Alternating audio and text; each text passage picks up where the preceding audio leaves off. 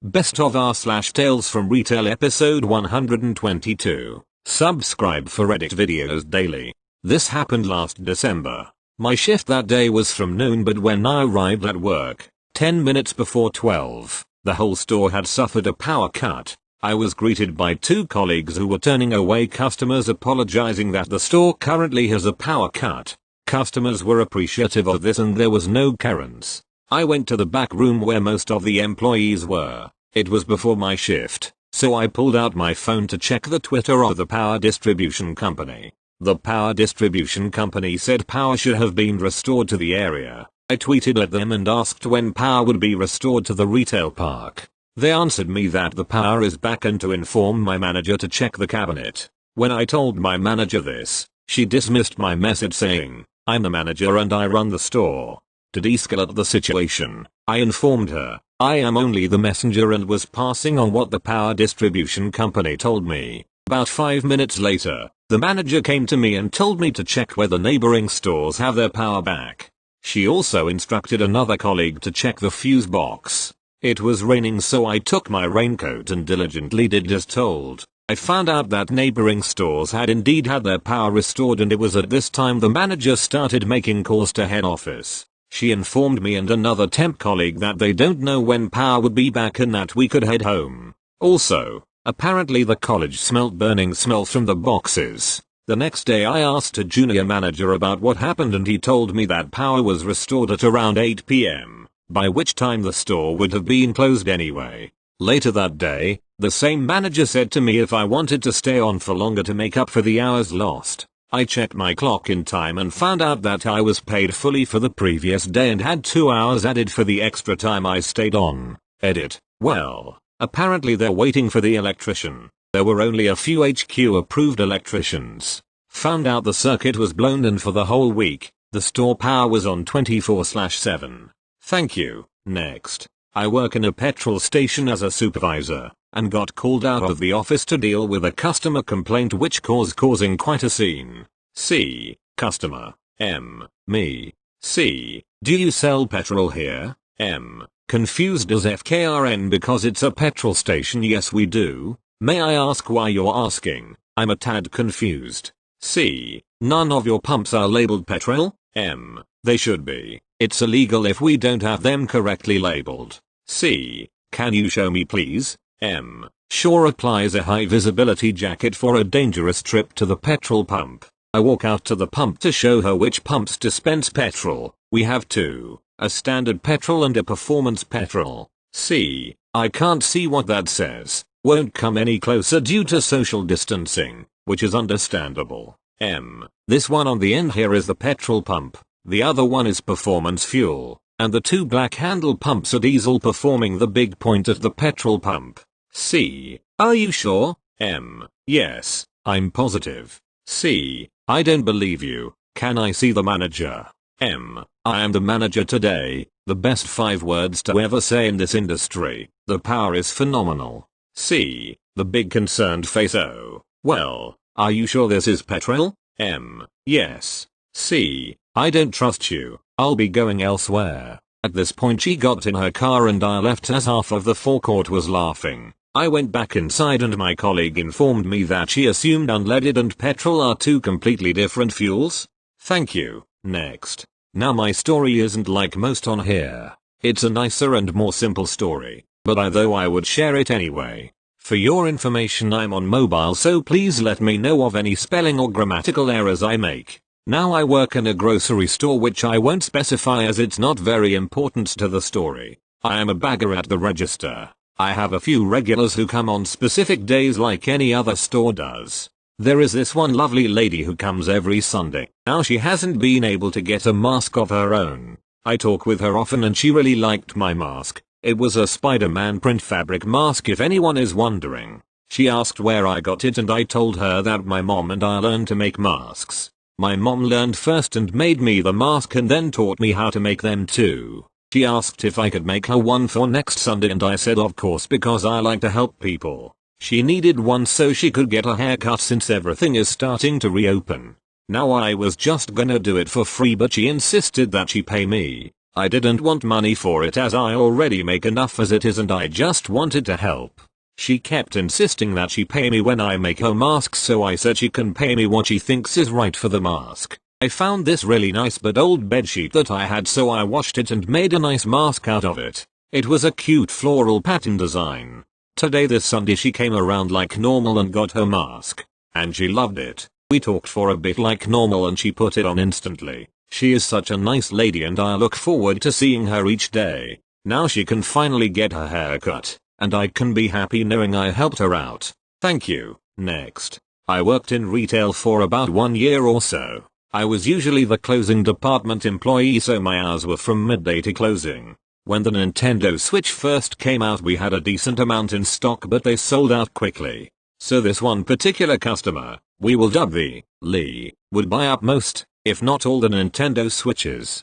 Lee would know when and what time we would get them. I think he uses some sort of website. Before the backroom people knew what was in the truck. So, because of this, customers complained that why were we selling all our Nintendo Switches to one person, or how come the store website would claim we had some in stock but never actually do. So upper management decided on a 1 switch per customer policy. Lee didn't know this at first, so when he came in asking for all of our Switches again one morning, the employee told him that it was only 1 per customer.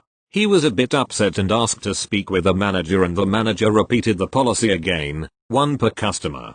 So Lee just ended up taking 1. Then a few hours later, the midday employee sells Lee another 1 and near closing time buys 1 from me. He does this process for about 2 weeks until our debt manager comes and asks why do we keep selling to the Switch to the same customer. My co-workers and I look confused at each other, and our manager tells us that Lee comes in at least 3 times a day and is slowly buying all our Nintendo Switches. So one day my co-workers and I decided that if Lee comes in we would text each other to make sure he doesn't buy up the remaining Switches. The morning employee comes and right on schedule, Lee comes in and buys a Switch from her, but she forgot to text us. So when the midday employee comes in, he sells the Switch to Lee, but he texts me saying Lee already bought 2 Switches and that he wasn't allowed to get any more.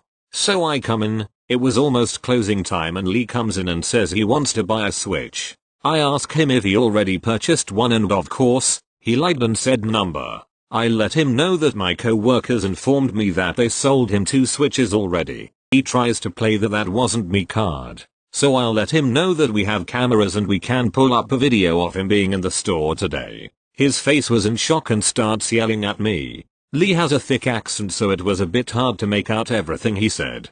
But from what I can recall, he stated that he can get me fired, that he will file a complaint, and I will sell him the Switch or else. I told him I would ask my manager. I went to the back office, explained to the assistant store manager the situation from the beginning of the day to now, and he said, if we already sold him 2 then no, don't sell him our last Switch. So I went back and told Lee that per the assistant store manager and policy we could not sell him the Switch. Lee's face turns red.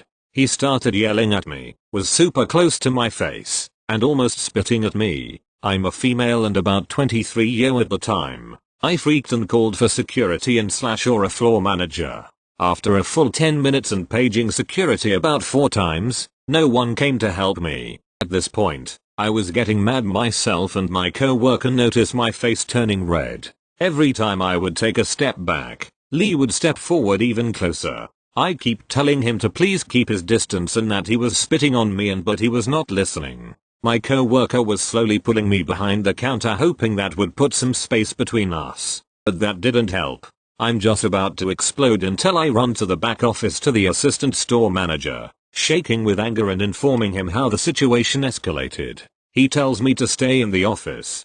From what I heard and what the rest of my co-workers told me, Lee was yelling and tried to get close to the assistant manager's face, but because the assistant manager was taller that didn't work. The assistant manager was very nice, but he did look a bit intimidating with the small scars on his face, tattoos all over his arms, and was a bit tall. So, the assistant manager in a loud voice tells Lee he needs to calm down or he will escort him out of the store. Lee refused to calm down and claim he will not leave the store without the Switch. Just then, 2 other managers come out of nowhere from the sides and have Lee surrounded. Lee noticed and quickly shuts up. The assistant store manager just stared him down and Lee quickly leaves the store without his switch. The assistant store manager came back to check on me and ask if I was okay. After a few minutes, I calmed down and was fine. Never in my life have I felt such anger. The security guards got an earful from upper management the following day because they saw the whole thing unfold on the cameras. Security's reason for not coming was because Security 1 was walking around the store and Security 2 was by the door, and when they heard the call they assumed the other person would see what was going on. Few weeks later I found a better job and no longer work in retail. I still keep in contact with my ex-managers and co-workers, and from what they told me, Lee has not stepped foot in that store since. Sorry for the super long post. Thank you. Next. I just started working at an office supplies store at the cash register as a part-time employee. With what's been going on and my current place in life, I was fine with that since money was money and it seemed like a fairly easygoing place. The people I work with are very nice and I feel comfortable with asking for help. And the customers aren't too bad either, with only 1 or 2 snippy customers at most. But this one guy was a real jerk for no reason. The tasks I have at work, aside from manning the register and helping customers as well as keeping the front end looking good, I have to get people to sign up for the rewards program that our store offers. I know it's annoying, but it's a part of my job, so what can you do? I have to ask for their phone number and see if it's in our system. And usually this goes one of 4 ways. They tell me their number and it's in our system and the transaction goes normally. They get their points added and I will have done my job. They tell me their number and it isn't in our system, so I offer to quickly add them and they go along with it, giving me credit for a new rewards member I add for the day, which helps me keep my job. They tell me their number and it isn't in our system, so I offer to quickly add them to our system, but they decline for now. Sucks, but I can't really make them change their mind. They decline to tell me their number, saying they aren't interested right now. Again, sucks, but there's nothing I can do. Usually they're polite about it when I ask, but this one guy was unnecessarily rude. He was probably middle-aged and heavy-set, buying just 2 things. I ask him for his number and he questions very defensively why I'm asking that. When I say it's to check if he's in our system, he sarcastically says 1-800 none of your business. Can I just buy my items today please? I was a bit taken aback at this. I knew that there could be some rude people out there, but I didn't think I'd see one myself. Maybe he was just having a bad day, or maybe he was in a rush, but still, you don't have to be that mean. I'm just doing what's a part of my job. Thank you. Next. This is a story the assistant manager of my department told me when I came in on Friday or Saturday, and it was too good not to share.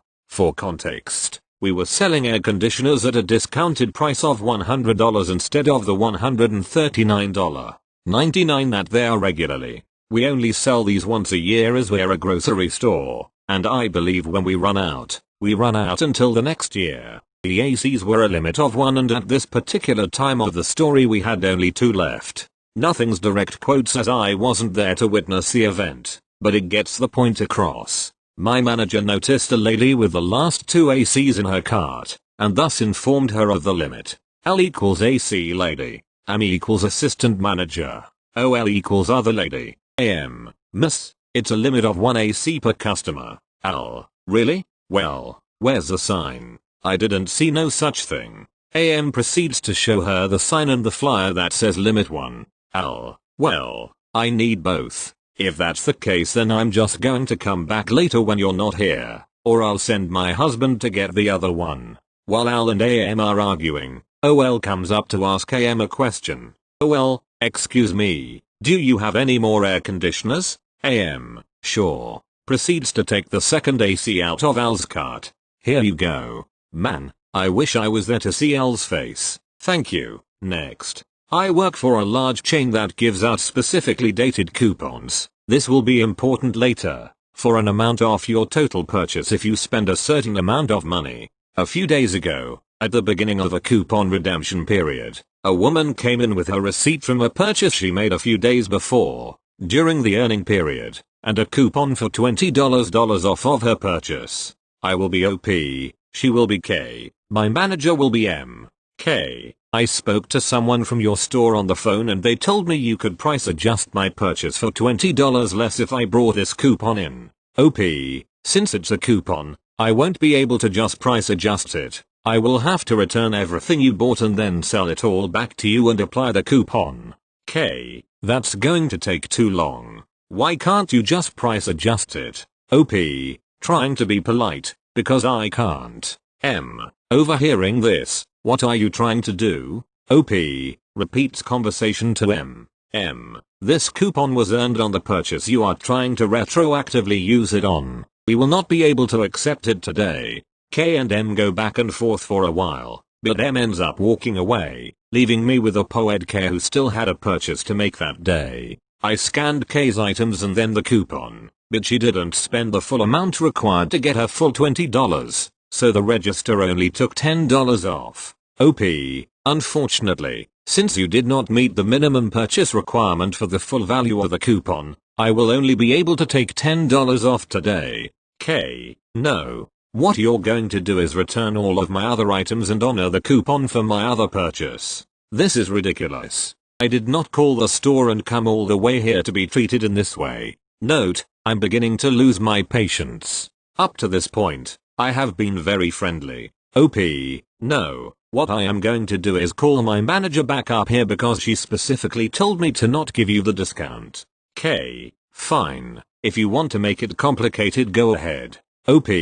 Size. K. Yeah, you got stuck with me. Sorry. In the end, my manager didn't know K was being so rude because she missed the beginning and walked away after the initial confrontation, so she ended up accommodating the discount. Sigh. I just can't imagine being so rude to a cashier when they have absolutely no control over what you're asking them to do. The person on the phone who relayed the wrong information was not me, and if my manager tells me not to do something, I am not going to risk my job so Karen can save money at an already cheap store.